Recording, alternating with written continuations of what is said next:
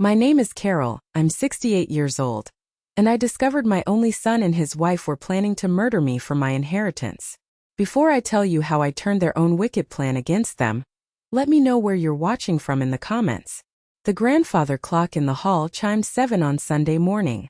I sat in my armchair, the one my late husband John always used to sit in, and held my tablet so tightly my knuckles were white.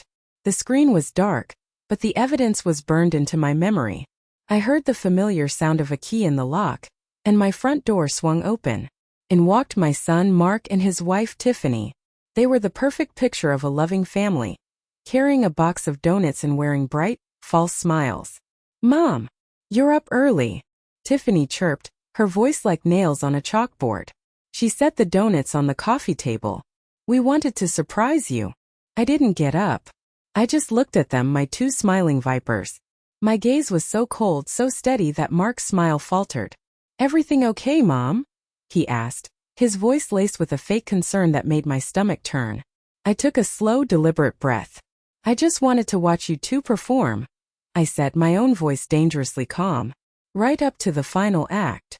To understand the cold dread in that room, the way Tiffany's mask finally cracked and Mark's face went pale as a sheet, you have to know how it all started. Just 1 week earlier. I'm a retired nurse. I spent 40 years of my life caring for people, and now I live alone in the house John and I built with our own 2 hands, right here in a quiet suburb of Austin, Texas. It's a good house. Strong bones.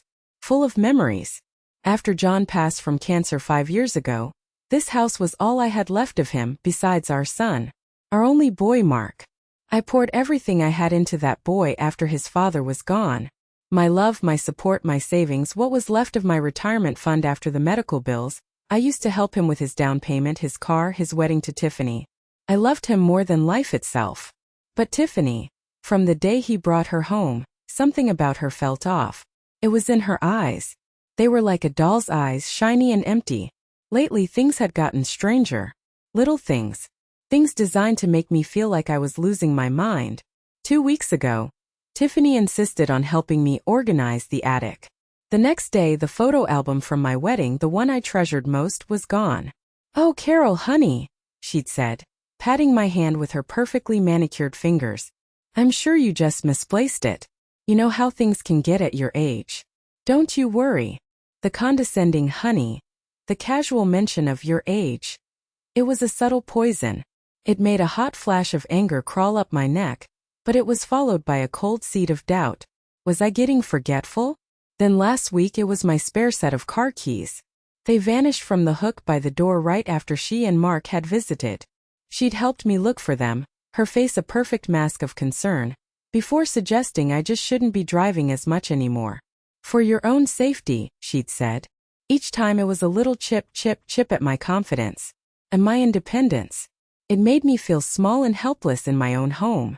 I started writing things down in a little notebook, just to prove to myself I wasn't going crazy. But that feeling of helplessness was nothing compared to the abyss that was about to open up right under my feet. It all began, as the biggest disasters often do, with something small and ordinary. A Texas thunderstorm. This wasn't just rain. It was a full-blown tantrum from the sky that rolled through Austin 2 weeks ago, with thunder that rattled the windows in their frames and lightning that split the sky in two. A bolt must have struck a transformer somewhere down the line, because a surge of raw power blasted through my house. It was a violent electric death. The TV screen went black with a pop, the microwave gave a final sad hum, and the old security camera system my John had installed went completely dead. He had been so proud of that system, our little fortress. He'd spent a whole weekend running wires through the attic, his face smudged with dirt but beaming with satisfaction. For small cameras, little sentinels watching over our life. One for the front door to see who was coming. One for the back porch watching over my rose bushes. One in the living room, and the most important one, he'd said, pointed right down the dark basement stairs. "Just for a little peace of mind, Carol," he'd told me, kissing the top of my head. "A man's got to protect his castle." For a week after the storm, those little cameras were just useless plastic eyes staring blankly from the walls. I felt a new kind of vulnerability I hadn't felt since John passed. Tiffany's constant, subtle campaign of chipping away at my confidence had left me feeling shaky. and the electronic silence of the cameras made the house feel cavernous and unsafe. I couldn't shake the feeling that I was being watched, even though I knew the cameras were dead. So, I did what I always do when a problem feels too big for me to handle alone. I called Dave. Dave isn't some faceless employee from a big company. He's a local handyman, a young man just shy of 30 with kind, honest eyes and hands that know how to fix things. I've known him since he was a scrawny kid with a bike too big for him, tossing newspapers onto our porch. He has that old-fashioned, no-nonsense competence that John would have respected. He's a good kid. He came over that Thursday morning, his worn baseball cap tipped back on his head. "Hey, Mrs. B," he said with an easy smile. "Heard that storm did a number on you." "It got the better of me, Dave," I confessed, leading him to the mess of wires behind the television. "I'm afraid John's old system has finally given up the ghost." He spent the next 3 hours turning my house from a vulnerable target back into a fortress. He didn't just patch up the old wiring. He tore it out and modernized everything. He replaced the clunky old DVR that was the size of a suitcase with a sleek new digital hub. "This is the good stuff, Mrs. B," he explained, his voice full of genuine enthusiasm. He showed me the app he was installing on his own phone to test it. It records everything straight to the cloud. That's just a secure computer on the internet. Even if someone smashed this box, the recordings are safe. "And the best part," he said, taking my tablet, "is you can watch it all right here. You can see the live feed, or you can just slide your finger back along this timeline to see what happened 5 minutes ago, or 5 days ago. It's as easy as looking at photos." He handed the tablet back to me, the 4 clear images of my home shining on the screen. "There you go. Safer than Fort Knox." A profound wave of relief washed over me. It was more than just the cameras. It was the feeling of taking back a sliver of control in a life that was starting to feel like it was spinning away from me. That same evening, Mark and Tiffany arrived for our weekly Thursday dinner. I always dreaded these dinners. The air was immediately thick with a tension only I seemed to feel. I'd made John's favorite pot roast, the rich smell of it filling the house with ghosts of happier times. But even that couldn't mask the sour undertone of their visit. "You know, Mom, this house is just so much for one person." Tiffany began almost immediately, barely touching her food. She swirled the wine in her glass, a picture of manufactured concern. "We were looking at some just lovely new condos downtown. Gated community, pool, maintenance-free living. You could sell this place, unlock all that equity. Think of the freedom. You could travel, you could really start enjoying your retirement without being tied down to all this upkeep." The words were so cold, so clinical. Unlocking equity. As if my home, the place where I had raised my son, nursed my husband, and lived my entire adult life, was nothing more than a stubborn bank account waiting to be liquidated. Mark, as usual, just stared intently at his plate, cutting his roast beef into tiny, unnecessary pieces. He wouldn't look at me. He never did when Tiffany started her campaign about the future of my life and my money. His silence was his complicity. "I'm perfectly happy right where I am, Tiffany," I said, my voice dangerously tight. "This is my home. It's not for sale." Of course," she said, that perfect, empty smile never wavering. "We just worry about you, all alone in this big place." I was about to change the subject to deliver my good news as a way to push back, to show them I was still competent, still in charge of my own home. The words were right on the tip of my tongue. Guess what? I had Dave over today and he fixed the whole security system. It's better than ever. But just as I opened my mouth, the phone rang, shrill and demanding in the tense silence. It was my best friend Martha, calling from her new place in Florida, absolutely frantic. Her cat, Patches, had swallowed a piece of string and needed emergency surgery. She was beside herself, and I was the only one who could calm her down. I spent the next 20 minutes on the phone, pacing in the kitchen, talking her through the vet's instructions. By the time I came back to the dining room, my pot roast cold on my plate, Mark and Tiffany were already standing by the door, pulling on their coats. The moment to mention the cameras had passed, evaporated into the ether. The thought had been completely derailed by the minor drama of a cat and a piece of string. "We've got to run, Mom," Mark mumbled. He gave me a quick, almost flinching hug that felt more like a formality than an act of affection. "Got an early day tomorrow." I stood at the door and watched them pull out of the driveway, the red glow of their taillights shrinking into the darkness. I felt that familiar, hollow pang of disappointment and loneliness. I locked the door, telling myself I just dodged another draining, uncomfortable conversation about my inevitable decline. I had no idea that a friend's frantic phone call had just saved my life. I had no idea that I had just armed myself for a war I didn't even know was coming. Friday morning arrived, crisp and bright, but a heavy sense of dread had settled over me during the night. The things Tiffany had said, the way Mark wouldn't meet my eyes, it was all churning inside me. I felt a desperate need to do something, anything, to feel less like a guest in my own life. I made my coffee, the bitter aroma filling the quiet kitchen, and sat down at the table with my tablet. I decided to finally learn the ins and outs of the new camera system. It was something tangible, something I could control. I opened the app Dave had installed. The 4 camera feeds blinked to life in a neat 4-square grid.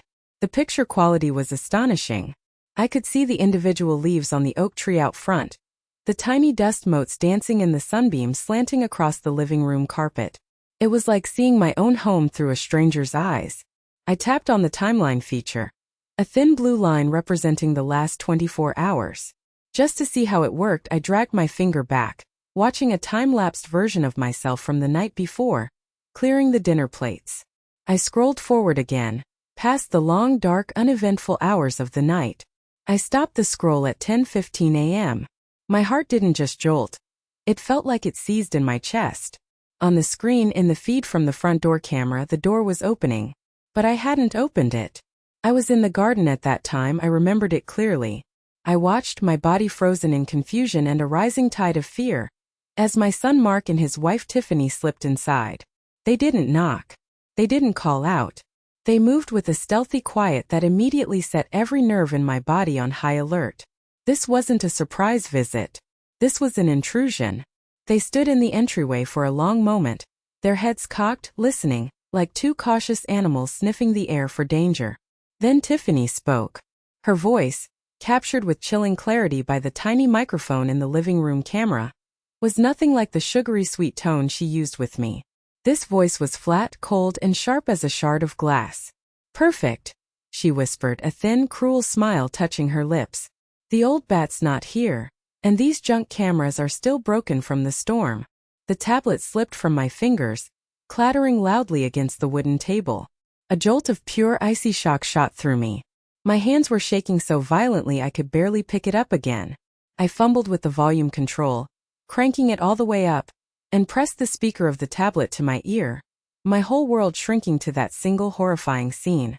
"Are you sure this is going to work, Tiff?" Mark's voice was a low, nervous whine. It was the voice of a scared little boy, not a grown man. "Going through her personal papers like this. It just feels wrong." "Wrong."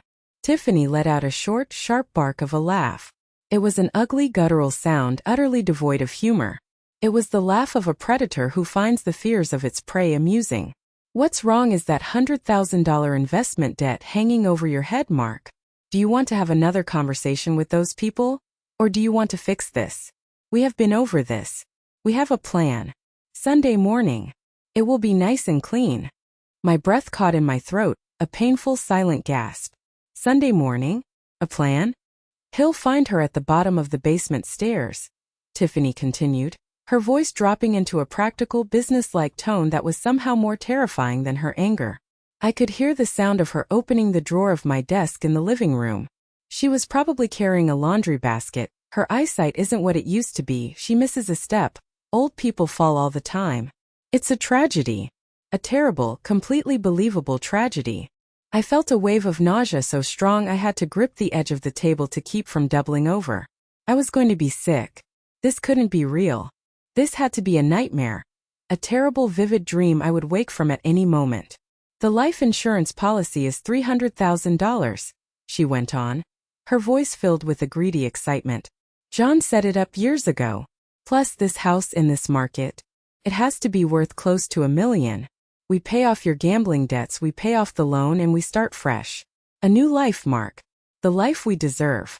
"But it's my mom," he whispered, his voice cracking with a weakness that offered no comfort, no hope.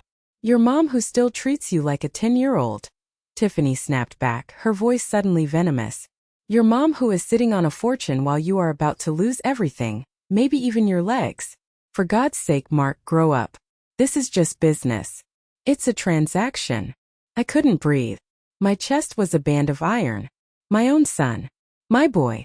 The child I had nursed through fevers, whose scraped knees I had bandaged, whose college fund I had sacrificed for.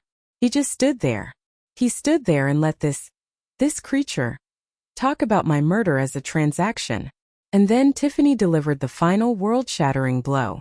Besides, she said, her voice dropping to a conspiratorial murmur, as if sharing a delightful secret.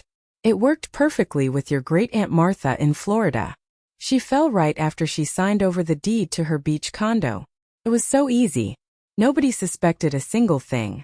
They never do. The world tilted on its axis. Aunt Martha, Mark's beloved great-aunt.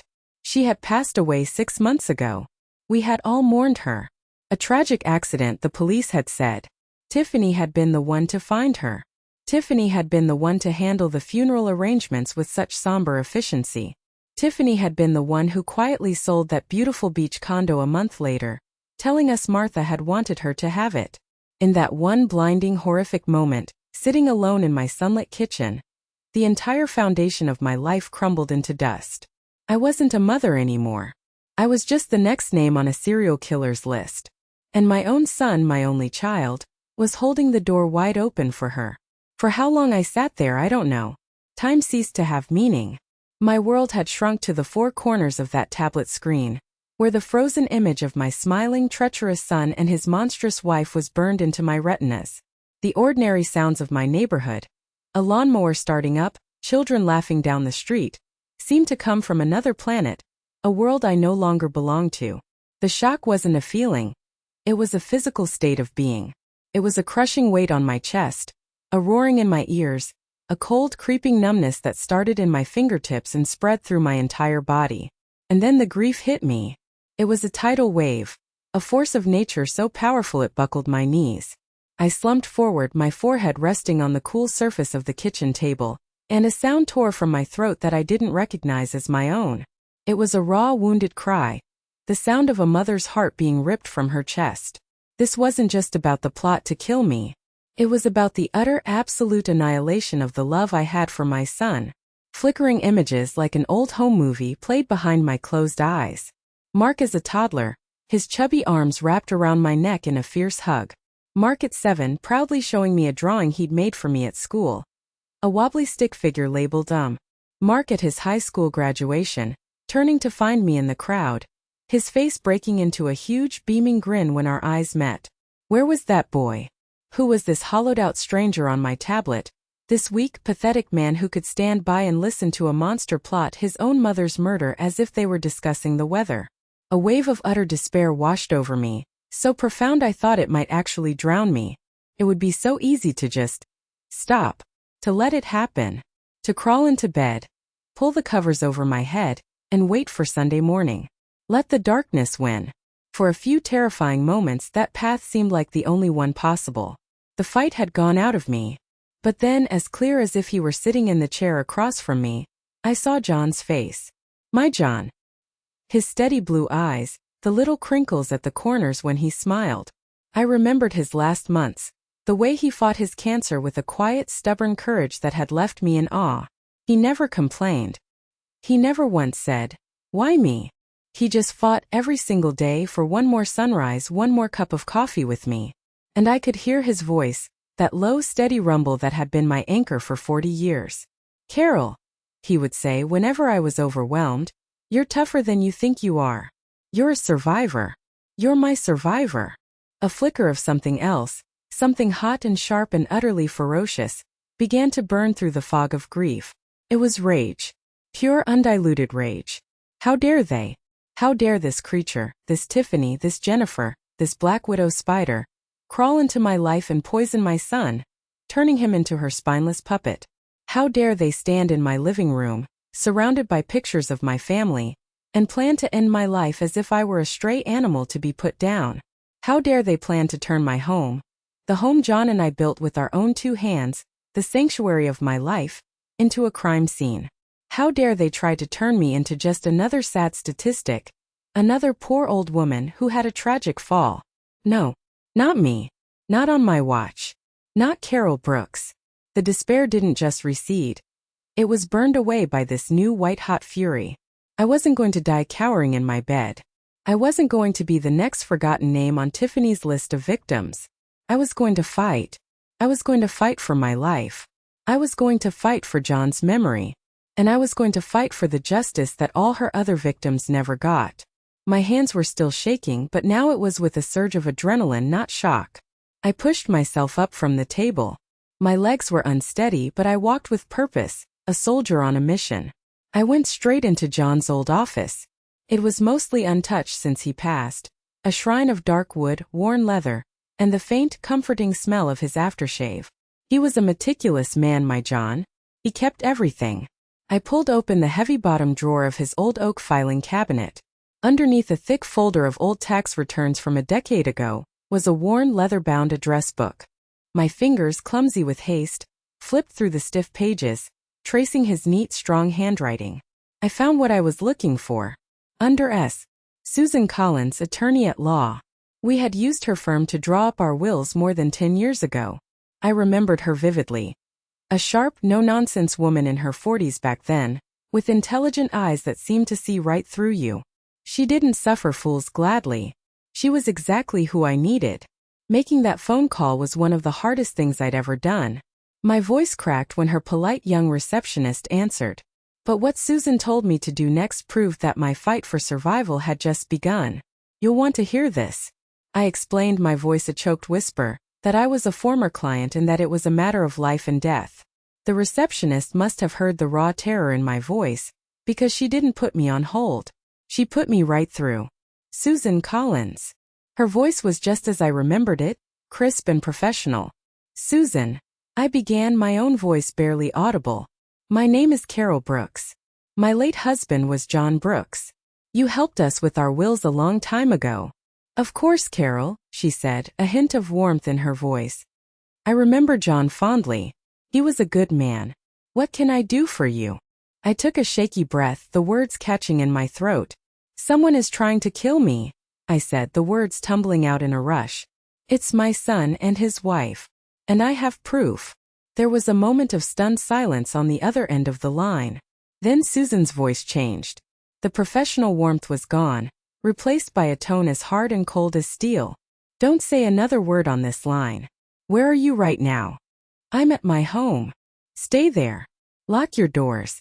Do not answer the phone for anyone but me. Do you have the proof with you? Yes, I whispered. It's on my tablet. A video. Good. Don't touch it. Don't delete anything. I'm canceling my afternoon appointments. I will be at your house in 1 hour. Hanging up the phone, I took my first deep, steadying breath since I pressed play on that recording. The tears were gone. The grief was still there, a hard, cold stone in my gut, but it was no longer in control. Rage and resolve were. It was time to stop being a victim and start being a hunter. Exactly 1 hour later, as promised, a sensible black sedan pulled silently into my driveway. Susan Collins emerged, and she was an impressive sight. She was older now, with streaks of silver in her dark hair, but she moved with the same brisk energy I remembered.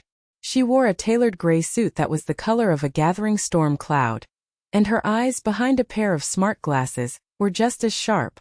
She wasn't carrying a purse, she was carrying a leather briefcase. She wasn't here to hold my hand and offer tea and sympathy. She was here to go to war. I unbolted the door and let her in, quickly locking it behind her. We didn't waste time with pleasantries. We went straight to my kitchen table, the scene of my world's collapse, and it now became our war room. I placed the tablet between us, its dark screen reflecting our grim faces. Okay, Carol, she said, her voice low and serious, all business. Don't leave anything out. Tell me everything. From the very beginning. And so I did. I poured it all out. The story of the past year, the subtle campaign of gaslighting, Tiffany's constant digs about my age and forgetfulness, the missing photo album, the lost keys, the relentless pressure to sell the house and give up my independence. Then, with my heart pounding a frantic rhythm against my ribs, I took a deep breath and pressed play on the video from that morning. Susan watched the entire 10-minute recording without a single word, without a flicker of expression on her face. She was a stone wall, absorbing every damning, poisonous word. Her focus was absolute. She didn't flinch when Tiffany called me an old bat. She didn't gasp when they laid out their plan for my accidental death. She just watched, her lawyer's mind cataloging, analyzing, and building a case. When the video finally ended and the screen went dark, she was silent for a full minute, her fingers steepled under her chin. "My God," she finally breathed out, the words a quiet hiss. "This is worse than just a greedy plot for your inheritance, Carol." The casual mention of this Aunt Martha. "This Tiffany is a professional predator. A black widow. And your son is her willing accomplice." I nodded, unable to speak, the truth of her words a fresh stab to my already bleeding heart. "All right," she said, her eyes snapping into focus. She was no longer just a lawyer. She was a field general. "Here is what we are going to do. And you must listen to me very carefully. We are not, under any circumstances, calling the police. Not yet." I must have looked shocked because she held up a hand. "Listen to me. These people are slippery. Tiffany has done this before and gotten away with it. If we move too soon, if we show our hand, they could bolt. Or worse, she could flip this around, hire a slick lawyer, and try to paint you as a confused, vindictive old woman who doctored a recording to get back at her loving son. This isn't a TV show where the good guys always win easily, Carol. This is real life. We do this right, we do it methodically, and we leave them with absolutely no way out. It will take time." That dose of cold, hard realism was exactly what I needed. It chased away the panic and replaced it with purpose. "We need to build an ironclad case before we ever let them know we're onto them," she continued, pulling a legal pad and a pen from her briefcase. "Their entire plan relies on two things: your death and your money. So, first, we're going to take the money completely off the table. And second, we're going to make it legally impossible for them to claim you're mentally incompetent." She laid out the plan in 3 clear, concise, and brilliant steps. Step 1. Tomorrow morning at 9 a.m., you have an appointment with a forensic psychiatrist named Dr. Evans. He's the best in the state. He's also a trusted expert witness we use in court. He will conduct a full, thorough competency evaluation. By noon tomorrow, we will have a legally binding, notarized document from a court-recognized expert stating that you are of perfectly sound mind and memory. That single document will destroy any attempt she makes to discredit you or your evidence. I nodded, feeling a tiny sliver of strength return. It was a shield. Step 2. I am hiring a private investigator. His name is Frank Peterman, an ex-homicide detective with the Dallas PD. He's discreet, he's expensive, and he's relentless. I'm sending him this video file encrypted right now. First thing tomorrow morning, he is flying to Florida. He is going to dig into your Aunt Martha's accidental death.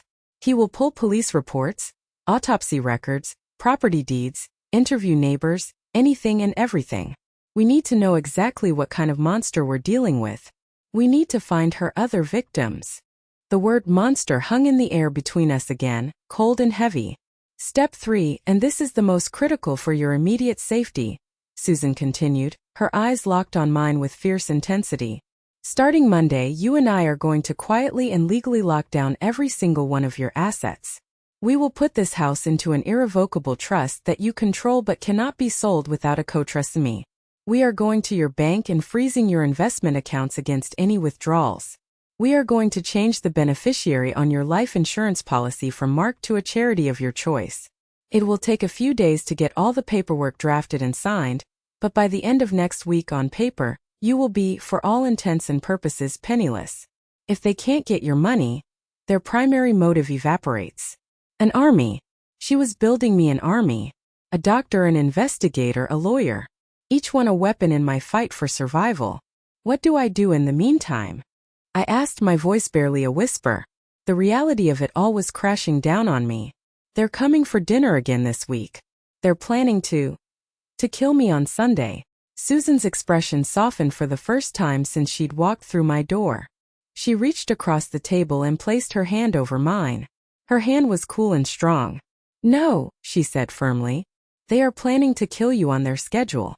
From this moment on, we are all operating on our schedule. For now you have to do the hardest thing of all, Carol. You have to play the part. You are a loving mother. You are a little frail, a little more forgetful than usual. You suspect nothing. You are their perfect, unsuspecting victim. Can you do that for me? I thought of John. I thought of my home. I thought of that creature wearing my daughter-in-law's face. I squeezed Susan's hand. Yes, I said, my voice steady now. I can do that. We had a plan, a strategy, but we were still missing one crucial piece. The full, horrifying truth about Tiffany's past. And when Frank, the investigator, delivered his report 2 days later, it was worse than anything I could have possibly imagined. The next 2 days passed in a surreal, nerve-shredding blur. I felt like I was living in a play, acting a role for an audience of 2. I went about my daily routine with a hollow precision, watering my plants, sorting the mail, talking to Martha on the phone about her cat's recovery. Every action was a performance. I deliberately left a half-finished crossword puzzle on the coffee table. I forgot where I put my reading glasses, only to find them on top of my head. I was creating a portrait of a woman in gentle decline, just as they imagined me to be. But beneath the surface of this frail, forgetful character, I was a coiled spring of tension and fury. Every creak of the floorboards made me jump. Every car that drove slowly down my quiet street sent a jolt of panic through me. I barely ate. I didn't sleep. I went to my appointment with Dr. Evans. His office was calm and quiet, a stark contrast to the storm raging inside me. He was a kind, professional man with a gentle voice, and for 3 hours he put me through a battery of tests, memory recall, logic puzzles, questions about current events. We just talked. As I was leaving, he shook my hand and gave me a reassuring smile. "Mrs. Brooks," he said, "your mind is as sharp as a tack. A legal courier will deliver my full, notarized report to your lawyer's office this afternoon." One shield was now firmly in place. Then, on Monday afternoon, Susan called me. Her voice was devoid of any warmth. It was flat and grim. "Frank is back from Florida," she said. "He's on his way to my office now. Can you get here in 30 minutes? I drove to her downtown office on autopilot, my hands gripping the steering wheel so tightly they ached. Frank Peterman was already waiting in Susan's polished conference room. He was a man in his late 50s with the tired, haunted eyes of someone who has stared into the abyss of human nature too many times. He didn't waste time with small talk. He laid a thin, deceptively innocent-looking manila folder on the gleaming mahogany table between us. It felt like a bomb waiting to go off. "Your daughter-in-law, Tiffany Miller, isn't Tiffany Miller," he began, his voice a low, gravelly rumble. "Her birth name is Jennifer Peterson, from a small, forgotten coal mining town in Pennsylvania. She has no official criminal record under either name.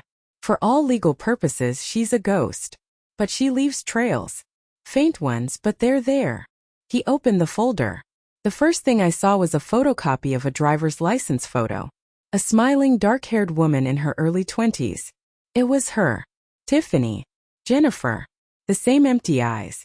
"She has no living family," Frank continued, his voice a monotone recital of facts. "Parents died in a single car crash when she was 19. Official cause was brake failure.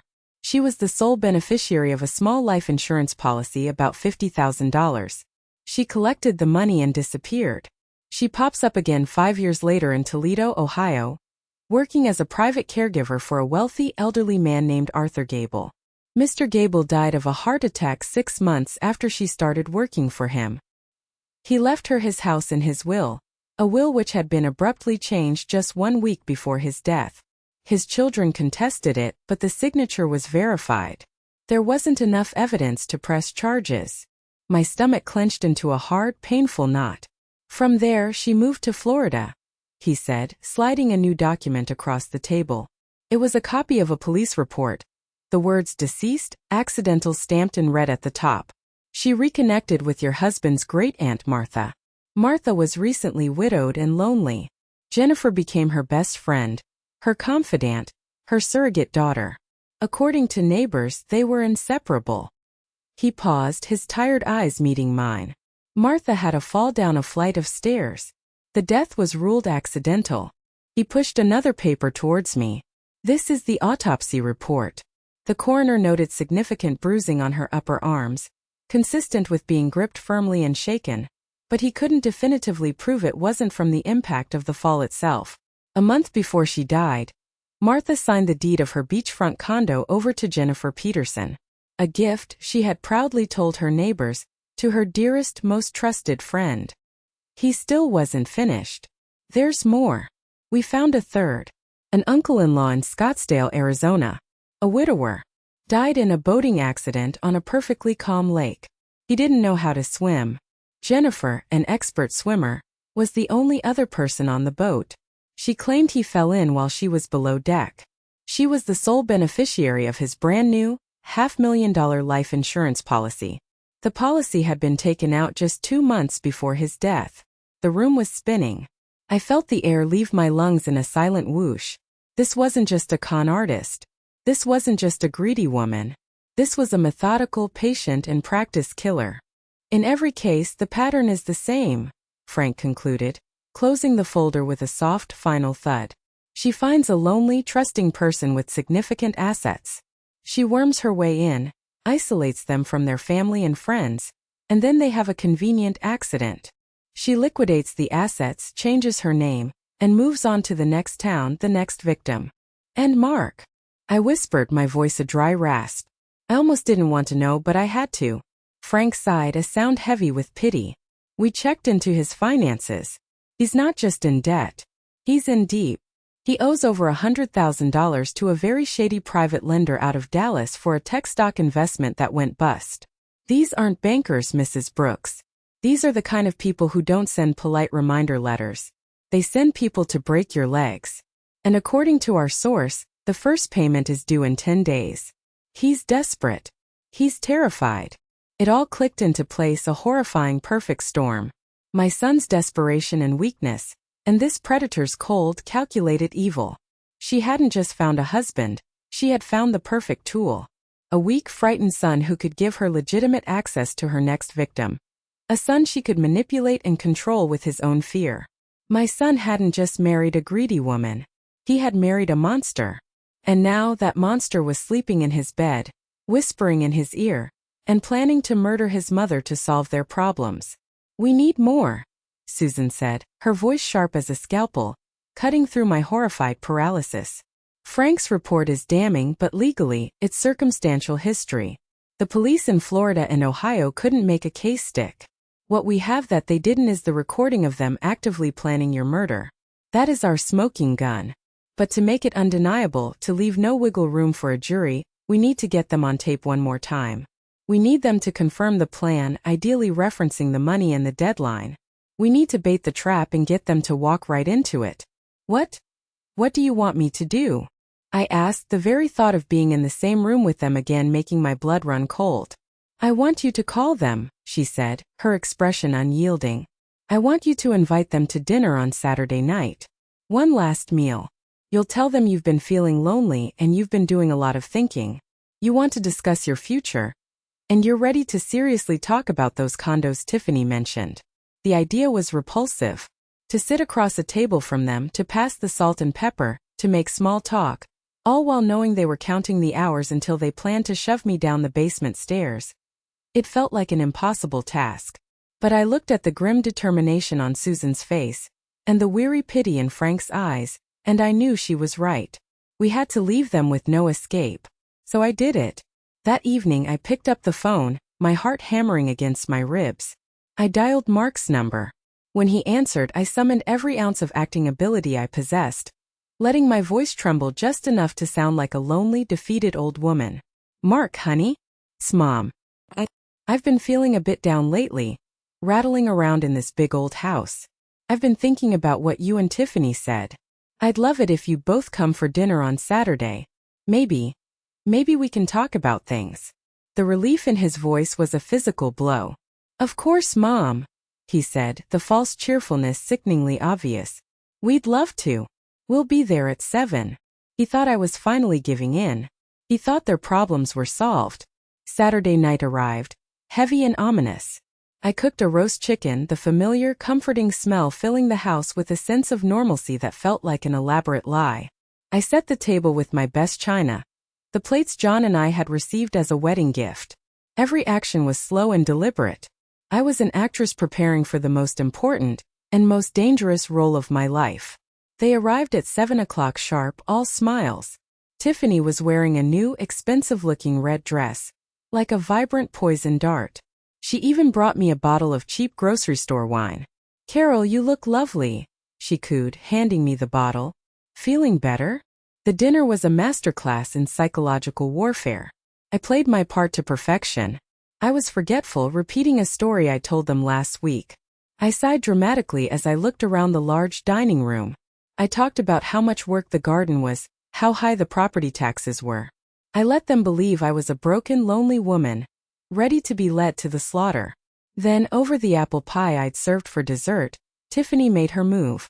She reached into her expensive leather handbag and pulled out a thick sheaf of papers, placing them on the table next to my plate with a soft thud.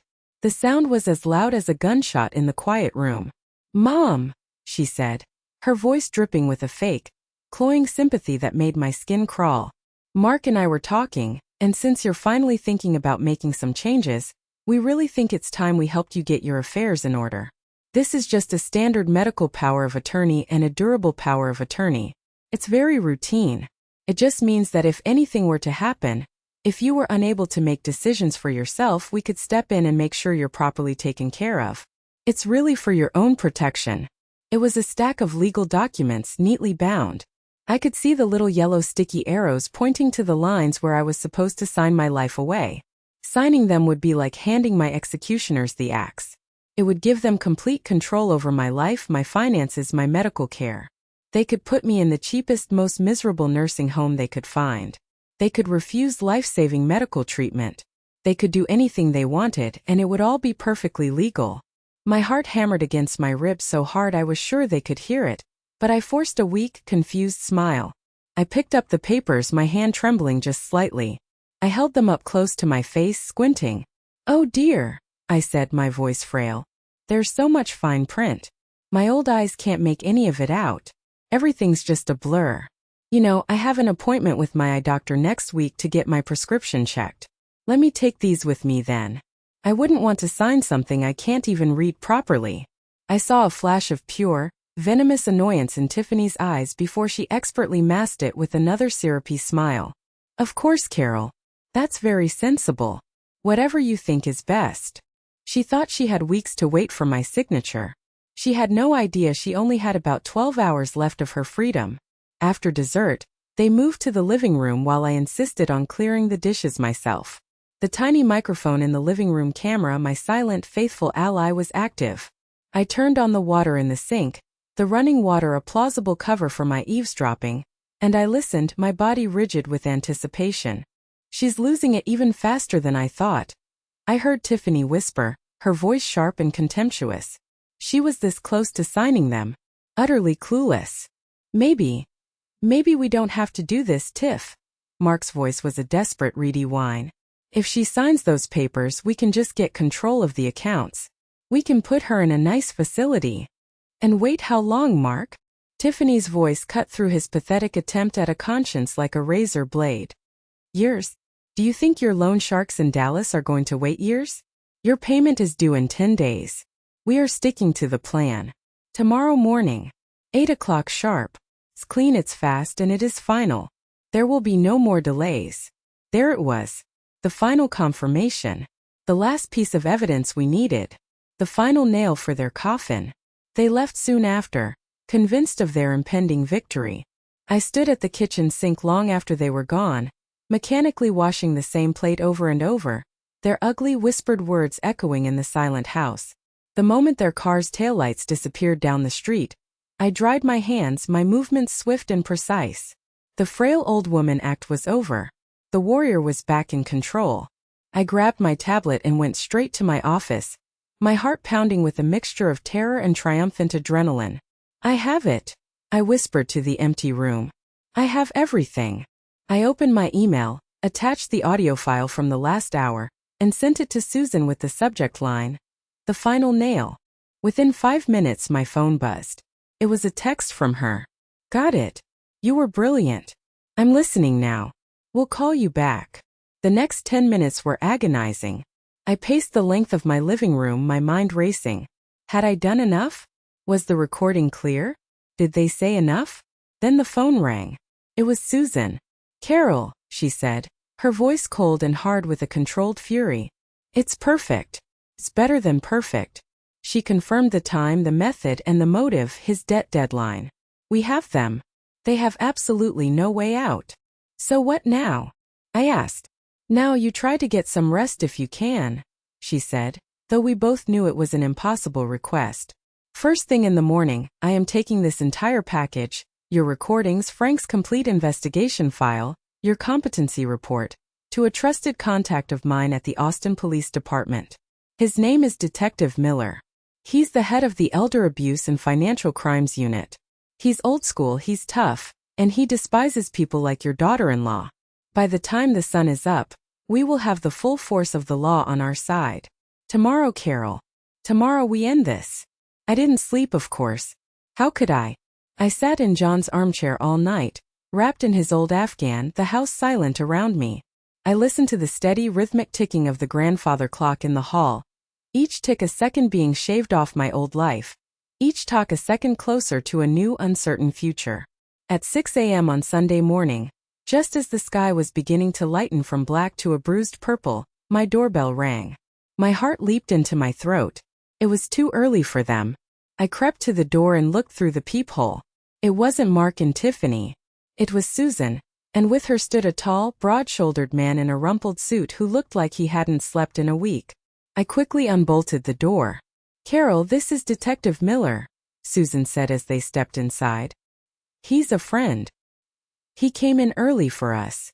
Detective Miller took off his hat, his face etched with weary professionalism. He shook my hand. His grip was firm and incredibly reassuring. "Ma'am," he said, his voice a respectful, gravelly baritone. "Susan brought me up to speed yesterday evening. I came down to the office and I've spent the last 6 hours reviewing your file. The recordings, Peterman's report from Florida and Arizona. Frankly, what you've done here is incredible. You are one brave lady." We sat at the kitchen table, the same table where I had faced them just hours before. This time it was a council of war. The rising sun cast long shadows across the room. "Here's the situation," Detective Miller said, getting straight to the point. He spoke with a calm authority that commanded respect. "Based on your recordings alone, we have more than enough for a warrant for 2 counts of conspiracy to commit murder. Frank's report gives us more than probable cause to open official investigations into Jennifer Peterson, aka Tiffany Miller, for the deaths of at least 3 other individuals. This is bigger than just you, Mrs. Brooks. You may have just single-handedly helped us stop a serial killer who has been operating under the radar for almost a decade." The words sent a fresh chill down my spine. "So what's the plan?" I asked, my voice steady. "How do we do this?" "My team is already in position," he said, gesturing vaguely outside to the quiet, sleeping street. "We have 2 unmarked cars at either end of the block. We have 4 of my best plainclothes officers in your next-door neighbor's house, watching your front door. They have been there since 5 a.m. In the next 30 minutes they will move into your backyard, staying well out of sight. Mark and Tiffany will see absolutely nothing out of the ordinary when they arrive." He leaned forward, his expression serious. "We want to catch them in the act. Or as close to it as we can get. We want them inside the house. We need your signal. When they are both inside and you feel the time is right, you will say a prearranged code phrase. Something simple, something they won't recognize as a signal. How about, 'It's a little chilly in here, I should close the window'?" I nodded, my mouth suddenly dry. "I can do that. The moment we hear that phrase through the listening device my team will place before we leave, my people will breach the front and back doors simultaneously. It will be fast. It will be loud. And it will be over in seconds. But you will be perfectly safe. We will be with you the entire time." He looked at Susan, then his eyes settled on me. "Are you absolutely sure you're up for this, Carol? I need to ask you again. We have enough to arrest them on the driveway the second they step out of their car. You don't have to face them again." I thought for a long moment. I thought about the gaslighting, the stolen memories, the casual, cold-blooded way they had planned my death. I thought about my son. I needed to see his face. I needed him to see mine when the world he had built on lies and betrayal came crashing down around him. "No," I said, my voice ringing with a clarity and strength that surprised even me. "I need to do this. I'll let them walk in. I'll let them start their final performance. And then I will give the signal." Detective Miller nodded slowly, a look of profound respect in his weary eyes. "All right then, Carol. Let's get you wired up." Of course, before that final terrible Sunday morning there was the night. The longest, darkest night of my life. After Susan had laid out the plan and the investigator had delivered his chilling report, after the final dinner and the last recording was made, I was left alone in my house. Alone with my thoughts and the ticking grandfather clock in the hall. It was Saturday night. The final night. The silence was a living thing. It pressed in on me from all sides, amplifying every tiny sound. The hum of the refrigerator, the creak of the house settling, the frantic beating of my own heart. I couldn't just sit there. The armchair felt like a cage. I began to wander from room to room, a ghost in my own life, touching the furniture, running my hands along the familiar wallpaper. Felt like I was saying goodbye. I found myself standing at the door to Mark's old bedroom. It was mostly a guest room now, painted a neutral beige, but his things were still there, stored in boxes in the closet. His old baseball trophies, tarnished with age, were still lined up on the bookshelf. His high school yearbook was on the nightstand. With trembling fingers I picked it up. A cloud of dust puffed up into the dim lamplight. I sat on the edge of the bed that had once been his and opened the book. The pages were stiff, the smell of old paper and fading memories filling the air. And there he was. A smiling, goofy teenager with a bad haircut and a cheap tuxedo. His arm around his prom date. His senior picture so full of hope and promise. Underneath it the caption read, "Mark Brooks. Football team captain. Future CO. Voted most likely to succeed." I traced the outline of his smiling face with my finger. "What happened to you?" The question was a physical ache deep in my chest. Where did I go wrong? A mother's guilt is a powerful, destructive, and irrational thing. For a few dark, suffocating hours that night, it nearly consumed me. I was the one who raised him after his father died. Did I spoil him too much? Did I protect him from the world, leaving him too weak to stand up to a woman like Tiffany? Did I not see the cracks in his character, the weakness and greed that she could so easily pry open and fill with her poison? I thought about the sacrifices, the extra nursing shifts I picked up to build his college fund, the pride I felt watching him walk across the stage to get his diploma. Had it all been for nothing? I sank back against the pillows, the heavy yearbook open in my lap, and for the first time since this nightmare began, I let myself truly, completely weep. Not for the fear of dying, not for the rage at being betrayed, but for the boy I had lost. The son who, for all intents and purposes, had died long before they ever planned for me to. The man who would walk through my door tomorrow was a stranger, a hollowed-out shell wearing my son's face. I must have drifted off into an exhausted, dreamless sleep, because I woke with a start, my neck stiff, the room still dark. The yearbook had fallen to the floor. It was 3 a.m., the witching hour. The house was utterly still, and I felt a chill that had nothing to do with the temperature. I got up and walked back into the living room, a sense of profound and utter loneliness washing over me. I sank into John's big armchair, pulling the old, hand-knitted afghan he loved around my shoulders. It still smelled faintly of him, a comforting scent of pipe tobacco and Old Spice. I closed my eyes and pictured him. I pictured his steady hands, his warm, easy smile, the way his eyes would crinkle at the corners. He had been my rock, my North Star. And in the oppressive darkness of that long, terrible night, I felt him with me. It wasn't a ghostly presence, not really. It was just a memory so strong, so vivid it felt real. I could almost hear his voice, that low, steady rumble that had always been my anchor in every storm. I remembered what he'd said to me years ago, when I was terrified of leaving my stable nursing job to stay home with Mark when he was a baby. I was afraid of losing my independence, of making the wrong choice. He had taken my hands in his and said, "You are the strongest person I know, Carol.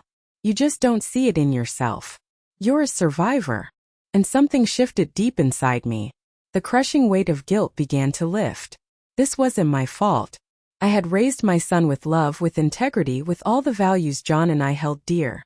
He was a grown man who had made his own choices. He had faced a test of character, and he had failed spectacularly. He had chosen money over his mother.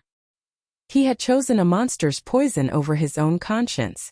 The blame, all of it, was his and hers to bear. I stood up and walked to the big picture window, looking out at the dark sleeping street. The plan was in motion. In just a few hours, my quiet suburban street would be a stage for the final act of this tragedy. This wasn't about revenge. It was about justice. It was about survival. It was about honoring the life and the love that had filled this house for 40 years. It was about making damn sure that Jennifer Peterson or Tiffany Miller, or whatever she called herself, never had the chance to sit at another lonely person's dinner table, smile her empty smile and plan their death. As the first faint hint of dawn began to lighten the eastern sky from black to a bruised, somber purple, a strange and profound calm washed over me. I knew what I was about to do would destroy what was left of my family forever, but I also knew it was the only way to honor the life my husband and I had built, and the only way to stop a killer. I went into the kitchen and put on a pot of coffee, the familiar ritual grounding me. I showered and dressed, not in my usual comfortable housecoat, but in a pair of crisp gray slacks and a cream-colored silk blouse. I was not going to face them as a victim. I was going to face them as the matriarch of this house, strong and unbroken. The sun began to rise. It was Sunday morning. Showtime. The grandfather clock in the hall chimed 7 sonorous times. I sat in John's armchair, my tablet on the end table beside me, a fresh steaming cup of black coffee in my hand. I was preternaturally calm. The storm inside me had passed, leaving behind a cold, clear certainty. The house was silent, but I knew that just outside, hidden in the morning shadows, my army was waiting. At exactly 7:15 a.m., I heard the sound I had been waiting for, the sound that sent a jolt of ice through my veins, the familiar grating scrape of a key in the lock of my front door. The door swung open, and there they were. Mark walked in first. He was carrying a bouquet of cheap, garish grocery store carnations, the pathetic prop for his alibi as the loving son checking in on his dear old mother. His face was pale and slick with a thin sheen of sweat. He looked like a man walking to his own execution. Behind him came Tiffany, a vision of predatory confidence. She carried a large thermos, and her face was arranged in a perfect mask of devoted daughter-in-law concern. "Brought you some of my special coffee, Mom. With that cinnamon you like," she chirped, her voice a weapon of false sweetness. "Mom, you're up early," Mark said. His attempt at a cheerful tone was a dismal failure. It came out as a strangled croak. He couldn't quite meet my eyes, his gaze darting around the room as if looking for an escape route. I took a slow, deliberate sip of my coffee. I didn't move a muscle. I didn't get up. I just sat there, the queen on her throne, and I looked at them. I let the silence stretch, letting them feel the full weight of my cold, steady gaze. I watched as Mark's pathetic smile faltered and died. Tiffany's, however, stayed perfectly, horribly fixed in place. "Everything okay, Mom?" he finally managed to ask, the carnations trembling in his hand. I took another sip of coffee, placing the cup down on its saucer with a soft, definitive click. I savored the moment, the last moment before their world came crashing down. "I just wanted to watch you two perform," I said, my voice quiet, calm, and laced with deadly precision. Right up to the final act. The change was instantaneous and glorious. The cheap carnations slipped from Mark's numb fingers, scattering across the carpet like bloody teardrops at a crime scene. The color drained from his face, leaving it the color of ash. He looked like he was going to be sick. Tiffany's mask didn't just crack. It shattered into a million invisible pieces. Her practiced smile vanished, replaced by a snarl of pure, venomous fury. For a second she was speechless. "What did you just say?" she finally hissed, her voice a low, dangerous whisper. She tried to recover, to fall back on her old tactics. "Oh, Carol, honey, are you confused this morning? Did you have a bad dream?" "I'm not confused at all," I said, my voice gaining strength. I reached over and picked up the tablet from the end table. My hand was perfectly steady. In fact, my thinking has never been clearer. I pressed play. Her own voice, captured in perfect, high-definition digital clarity, filled the silent room. Sunday morning. Nice and clean. She was probably carrying a laundry basket. She misses a step. Old people fall all the time. It's a tragedy. Mark let out a choked, guttural sound and collapsed into the nearest chair as if his legs had been cut out from under him.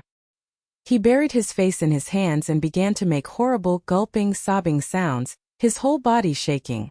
Tiffany just stared at the tablet, her face a mask of disbelief and incandescent rage.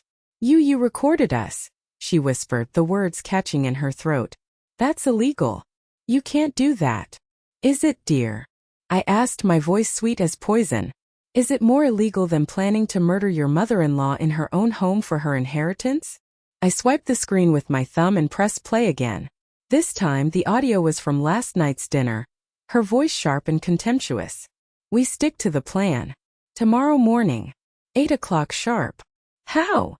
she snarled, her eyes darting around the room, finally noticing the little black lens of the camera on the bookshelf. "Those cameras were broken." "I had them fixed," I said simply. "I forgot to mention it." And then I stood up from my chair and delivered the final killing blow. I looked straight into her cold, dead eyes. "I know about Aunt Martha, Jennifer. And the uncle in Arizona. And Arthur Gable in Ohio. It's over." The name Jennifer hit her like a physical blow. The last vestiges of her composure crumbled. For a split second I saw raw primal fear in her eyes.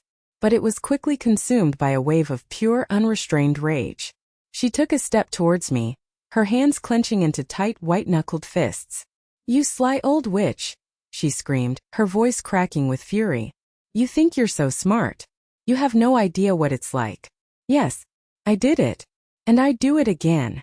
You old people are all the same, sitting on your fortunes waiting to die. You should just get it over with and make it easier for everyone." It was the confession. The beautiful, ugly, perfect confession. I had her. I looked past her, my gaze fixed on the front window. I took a deep breath and spoke the trigger phrase, my voice ringing with authority through the chaotic room. "It's a little chilly in here," I announced. "I should close the window."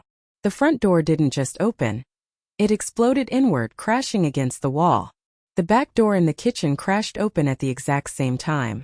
The house was suddenly violently full of big men in tactical gear, brandishing weapons, their voices a deafening chorus of Austin PD. "Get on the ground. Hands where I can see them." Tiffany froze mid-rant, her mouth open in a silent scream of disbelief. Mark just sobbed harder, a pathetic broken heap on the floor. In seconds they were both face down on my Persian rug, hands cuffed securely behind their backs. Detective Miller walked in calmly through the shattered front door, his expression grimly satisfied. He looked at me and gave a small, respectful nod. As two uniformed officers hauled a screaming, cursing Tiffany to her feet and dragged her from my house, Miller stood over my son. "Mark Brooks," he said, his voice flat and official, "you are under arrest for conspiracy to commit murder." They pulled him up. He looked at me, his face a mess of tears and snot and utter devastation. "Mom," he cried, his voice breaking. "Mom, I'm so sorry. I didn't want this. I was so scared. She made me." I stood up from my armchair and walked over to him, stopping just a few feet away. I looked at the stranger wearing my son's face. There was no love left, not anymore. There was only a vast, empty sadness and a profound sense of pity. "You made your choice, Mark," I said, my voice devoid of all emotion. "You made your choice a long time ago when you let that monster into our lives. You made your choice when you stood by and planned my funeral." I turned my back on him and walked away as they let him out of my life forever. The police cars pulled away, their sirens finally wailing to life, slicing through the quiet Sunday morning. A profound silence fell over my house. It wasn't the silence of loneliness. It was the silence of peace, the silence of survival.